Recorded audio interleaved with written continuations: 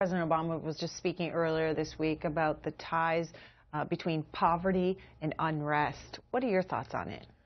Well, I mean, the fact that you've got significant pockets throughout America, including in many of the neighborhoods that I represent, particularly in parts of Brownsville and East New York and Coney Island, where you have young people in particular that do not really have a robust, meaningful pathway to experiencing the American dream, to be able to work hard and to have that hard work translate into being successful, a middle-class existence, being able to provide for your family, purchase a home, send your children to college. The fact that that has been cut off for a significant amount of Americans in rural America as well as in inner-city America is a problem, because what America should stand for is opportunity and the capacity to maximize your work ethic and translate that into some measure of success for you and for your families. And there are many people throughout this country, in inner-city communities in rural America, who don't think that they have an adequate pathway toward pursuing the American dream, and that should trouble all of us.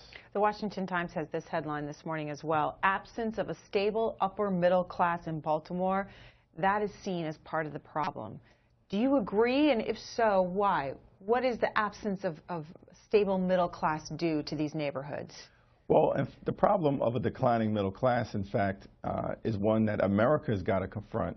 We've got a situation in this country where there have been some structural impediments to the middle class remaining as viable as it once was. That was the success story of America in the aftermath of World War II, when those veterans, those heroes, came back to this country and built the great American middle class. But several things have happened. Since the 1970s, the productivity of the American worker has increased, I believe, in excess of 275%. But wages have grown during that same period at less than 10%.